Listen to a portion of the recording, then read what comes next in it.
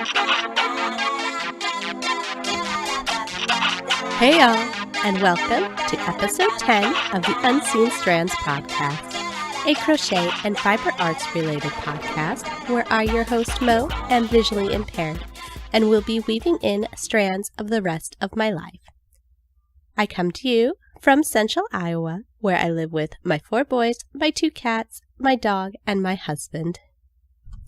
Now, today's episode, I'm going to try to record really fast because this is probably the 3rd time I've actually sat down to record it. Well, I was trying to record my weekly WIP Wednesday and then my finished off Friday, and things just never worked out, and Friday ended up being huge mail day, and so I recorded all my unboxings, and I still have to get my other unboxing actually edited and posted, but I did get my Paradise Fibers Fiber of the Month Club unboxing up yesterday. So if you haven't seen that and are interested in spinning fiber, go ahead and check that episode out. And that is just an unboxing video, so it's not a full podcast. But yeah, I have lots to cover today, and there's a little piece that I will share with you at the end, which is why I kind of want to get this up and going and not pushing it off for a whole other week, because 2 weeks of stuff is just way too much for me to, I guess, catch up on at this point of the year, because things are just going bam fast right now. But yeah, so we'll start off with my finished object. My finished object last week was my husband's socks. Yay! Now, these I was crocheting mainly for the Yarn to Table podcast, Land of Goats, so I did need to have them finished by April 30th, which I did complete them by April 30th. I think I got them done before noon, so I was able to spend the rest of April 30th kind of catching up in other cows. But so excited that I got these done, and I'm going to run through some of the details really fast, so if I forget some information, as always, you can kind of link up with my Ravelry projects page to find out more details, or feel free to ask me because, again, like I said, I'm going to be trying to do this really fast. But, okay, so what I can remember is that these have, I want to say, they're a 75 merino, 10% cashmere, and 10% nylon base. I could be wrong on that, but I've been waiting for the dyer to come back online on Etsy, and she hasn't, so I haven't been able to check the base out to make sure that I remembered the right percentage. I'm very certain that it was a 10% cashmere and then just a normal sock base for the rest of the yarn. And that is, I consider it more of a plump fingering weight yarn, as I used a different indie dyed yarn, and that was in the colorway Koi by Bombshell Dye Works.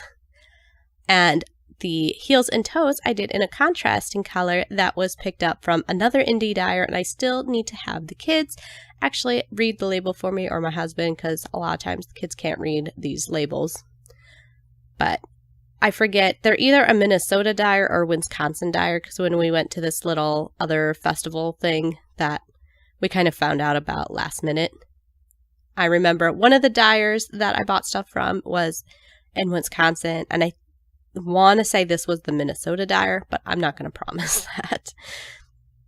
And I don't know the colorway, but it was a very good complementary color for my Koi sock colors. And I did this, I believe, with a 2mm crochet hook. I know that the heels are done with a 2mm crochet hook, because when I went to do the heels, I had set the yarn next to my bed, and in the morning, one of the cats had run off with my crochet hook. Or at least that's the best solution I can come up with, because I have no idea what happened to that crochet hook. And I'm pretty sure my husband said that it was a 2mm, so we had gone out because that was the day of our local shop hop. And so I went ahead and purchased a new 2mm crochet hook at one of the shops that was in the shop hop. And that is a Knitter Pride crochet hook, and I do actually like these. I really like the shape of the Knitter's Pride products, I guess, for the hooks. They're the shape that I really liked of the hook I lost, but they're pretty much a more silicone based handle, more like a clover hook, where a clover hook's a little more round though, I guess. I don't know. Anyways, so I do like this hook, although I found it was a lot more catchy with my yarn, but I don't know if that's just because it was a new crochet hook or if it was just that hook was actually a little smaller than the other hook that I was using before, and it was just, I don't know. I think the other hook was a Yarnology. It was in the set of 10 hooks, and it was the smallest hook that I had gotten in that. And yeah, I think that's all about the socks. I had made the pattern up as I went, and I think I've made a fairly detailed, or at least semi-detailed explanation of what I did in my Ravelry notes, because I did need to kind of follow that for the rest of what I was doing, since I had to make 2. But yeah. Anyways, so there is my finished object for the week. And now on to our whips of the week. I have several things, and several things that I have just started since the beginning of the month, because why not just cast on or hook up everything that's like imaginable when you start a new month. Of course, since many cows end and start at the start or end of a month, so yeah, there's lots of cows that ended on April 30th, so I didn't want to start anything new before the end of the month, and then lots of cows that are starting May 1st. So just craziness with, I guess, casting on things, or I know it's all crochet, so it's not casting on, but we don't have as cool of a term, and I've heard that mentioned a lot this week in the podcast that I've been catching up on, and I have gotten a little caught up, but still very, very far behind in those. But anyways, we will start off with Jeremy's sweater. This actually has been ignored for probably the last weekish, but I did get to the point where I am done with the actual body. Pretty much, I went to the point where I ran out of yarn, and I think I might end up putting in a couple more inches of body because I thought it may be coming out a little short, but I do need to kind of read what the ribbing instructions are, because if the ribbing's going to be a few inches, then I probably don't need to worry about extending it. But I've decided, since I don't like to put sleeves in last, I like to put them when I have less bulk to crochet around, I guess, that I'm going to go ahead, since I am at the end of a skein, I'm going to go ahead and move on to sleeves. But I just haven't sat down and started reading because I've been starting up a couple more test groups. And so since I'm doing test patterns, I really need to spend any time that I'm attached to the computer on my test pattern working up, and that's I'm test crocheting for other designers. And so yeah, I haven't been working on his sweater like I should be, but again, we're going into summer, so not a big deal because it will still fit him fine when we get into fall. So if I just wait till fall, although I don't really want to wait that long, but if I just so happen to get distracted enough, then if he does grow, I will be able to easily adjust it for new length, I guess. Anyways, this is being crocheted with an E-hook, and it is out of the Root Beer colorway, out of Hirschner's 2-ply Afghan. And Hirschner's I'm currently having an issue with because they have locked my account for some reason, and they keep telling me that it's something wrong with my computer, and I've told them that it's not my computer because it's something directly related to that account, because I can check out as a guest. I just can't see items or descriptions or anything as logged into my profile. And they're like, oh, well, you have a firewall up, or your internet provider, blah, blah, blah, blah, blah, or your cache needs cleared. And I'm like, I've done that. I have a husband in network administration. I asked him specifically if I had a firewall issue, would I be able to do this as a guest? And he said no.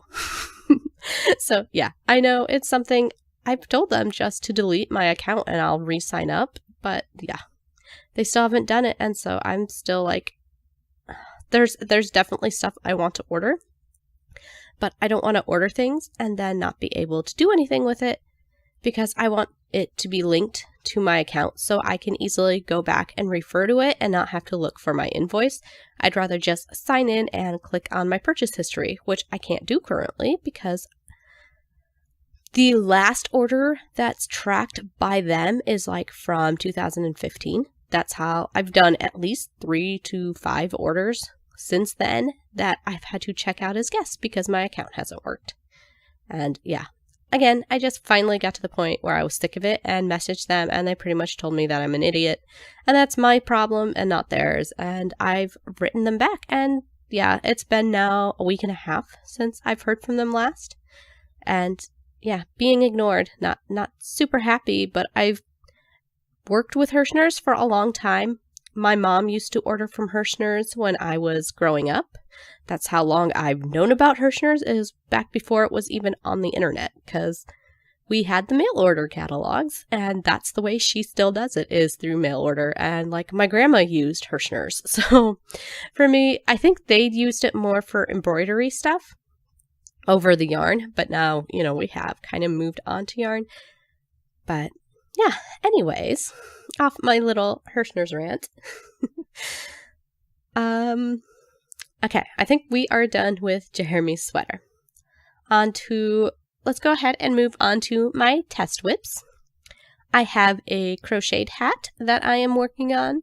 This pattern, I just happened to be glancing through forums and noticed that somebody mentioned how they thought it would work better in a certain yarn because it's a thinner worsted weight yarn, which was Simply Soft. And since I have lots of Simply Soft, easy to access, since it is one of my yarns I have stocked up on for my shop, and then now I don't do so much made-to-order custom work. So yeah, I have lots of Simply Soft, so I had offered to work on that. And so I think I signed up for this on Thursday? Maybe Wednesday, because it was Thursday. Because there was like 1 or 2 days left of the test, and I signed up for it. And then as soon as I signed up, I worked the band, and then I got sick. So I have not made it very far. I just need to pretty much read and understand the pattern repeat for the rest of the hat. But since I haven't got there and read it, I haven't done it yet. And that's one reason I need to get this podcast quickly recorded so that I can move on to that.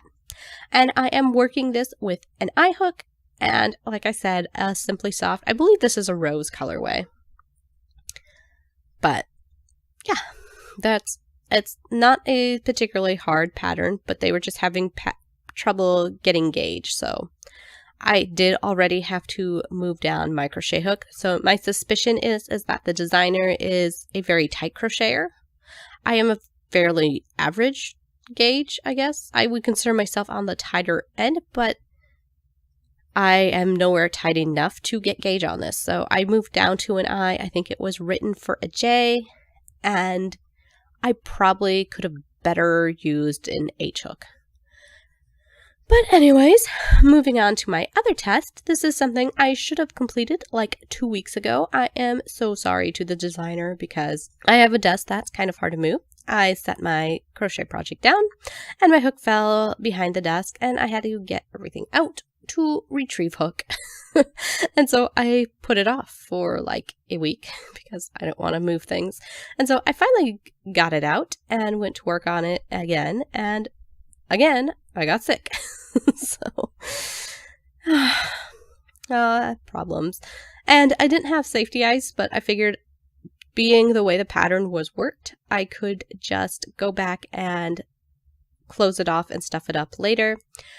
And so I was banking on that and then realized that it wasn't going to work the way I wanted to or whatever. And I really just need to get safety eyes. So I finally got my safety eyes last night and I got those also put in last night. I just had stitch markers, my lovely stitch markers from the Knit and Purl podcast. And I'd put those in last night, and then I still need to sew on the skirt. There was an issue with the string left for the skirt to be sewn on, and so I did leave that note with the designer, and she did appreciate that. So hopefully, I'll probably have to put in a new string to sew on with, and once I do that, I'll be all good on that end. Oh, and then there's some other little body parts that I need to sew on, which I think they'll kind of make it look goofy. I don't know. So I'm really on the fence on actually putting those on like permanently, or if I might just kind of put them on so that I can do it like my socks that I need to repair still, and just kind of put them in loosely so that I can rip them out and keep them, because I needed to test the actual things and I need to take a picture with the parts on, but I don't know if I'm in love with the parts.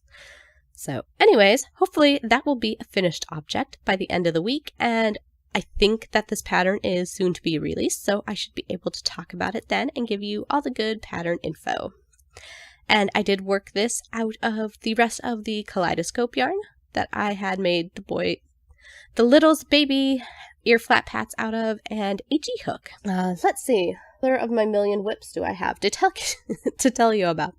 I started my May pair of socks, although, of course, my husband's pair of socks was supposed to be my March pair of socks and turned into the March-April pair of socks, so we can only hope that I can actually get these done in May. We'll see, especially with all the other millions of things that I'm doing.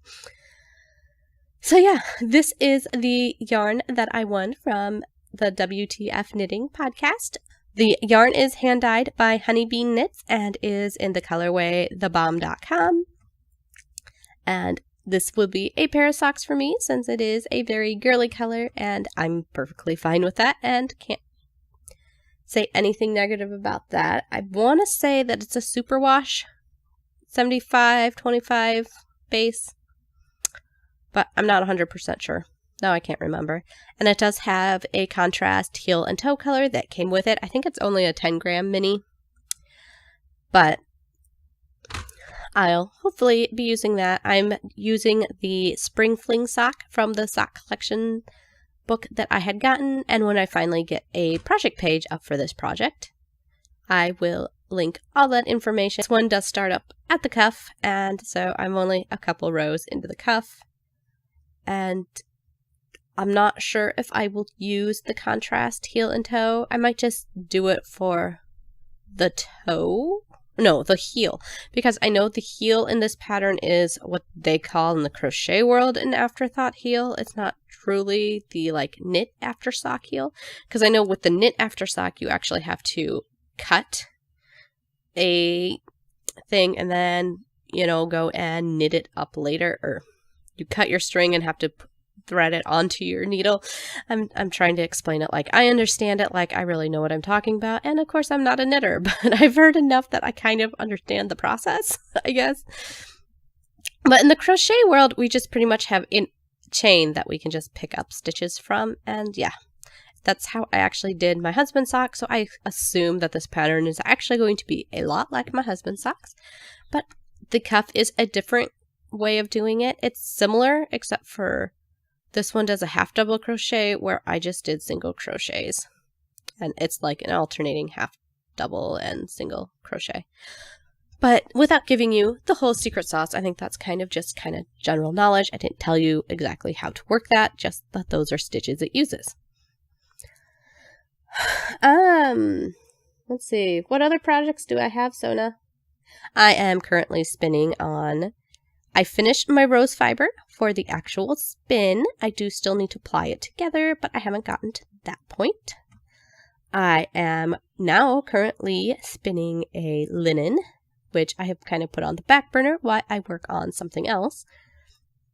But I am spinning a linen because I have this lavender linen that I got last year when I made my original big different fibers purchase.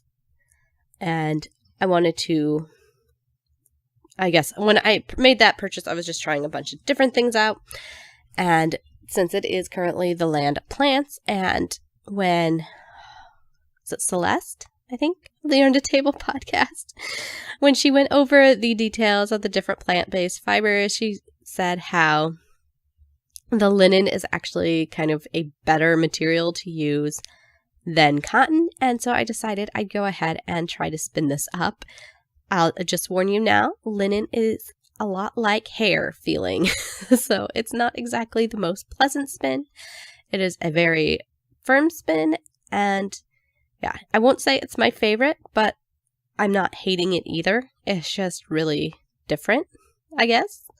But I'm fairly adaptable. I mean, I crochet with the nylon net. So yeah, I'm very, very easy to work with, I guess, with different materials.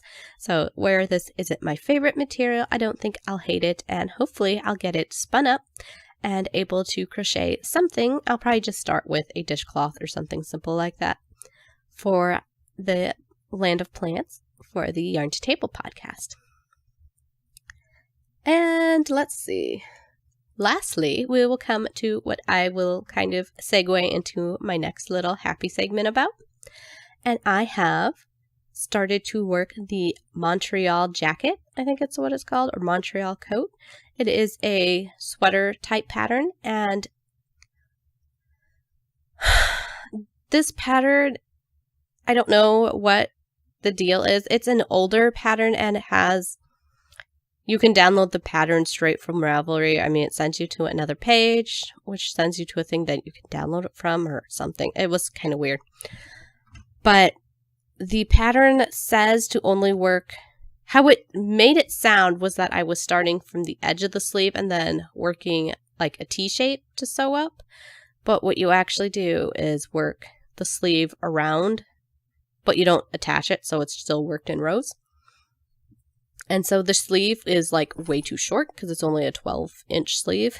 And I don't know if it's supposed to be 22-inch or not sure exactly. It's like half as long as it needs to be. And honestly, if I knew that that's how it was working, was to sew the sides together, I would have gone ahead and crocheted it in the round, just because that's an easier process for me than to actually go through and sew up sides, which I actually did because I want to try this on as I go. So I went ahead, and once I got a couple rounds of the back and front going, because you pretty much make it as one huge panel, which is kind of how I made my cardigan. But you make it as one huge panel, and then you sew it together and then put on the ribbing and stuff, or edging. And so I just went ahead and sewed up the one side so I can actually try it on. And I am doing this sweater out of my Touch of Alpaca, which is one of my newer yarns that I got in my yarn haul from Michaels. And I made it a full-length sleeve. And like I said, I'm kind of focusing all my time on this right now because I want to have it done by this weekend. Yes, I'm fairly ambitious. I have been working on this since May 1st, May 2nd. It might have been the 2nd because it was fairly soon after I received that first shipment, because that was my first shipment that I had gotten from Michaels. And this I want to get done before the weekend because I am going up to the Shepherd's Harvest Market Festival or whatever up in Minnesota at Minneapolis, or I guess it's outside of, but you know, near there.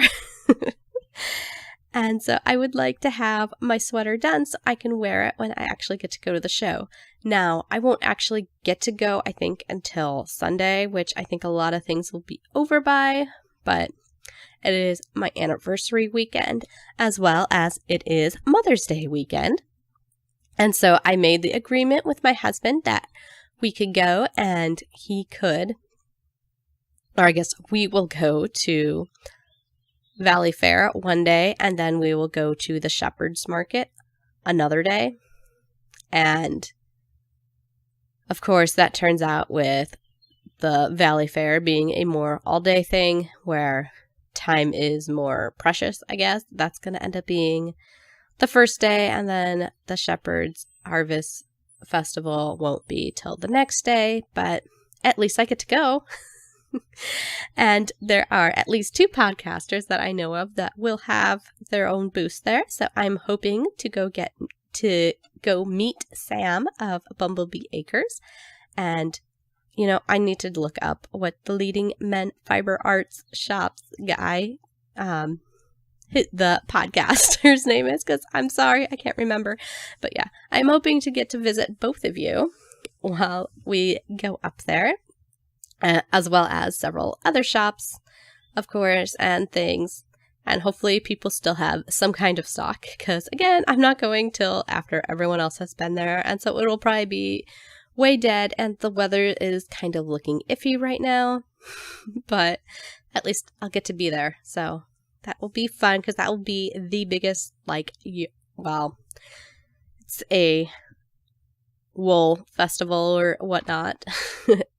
Since it's more based, or at least the one that we have more local to us is more based around the animals versus the fiber, but it's kind of intermingling with what the animals can produce. And so I think it will start growing into more of a thing in the fiber community. But yeah, the one in Minnesota sounds a lot more like it's attached to the yarns. I don't know. I haven't been to an actual big one. I've only been to the one last summer that was our kind of local-ish, and the weather was kind of iffy, so there wasn't a ton of people at it.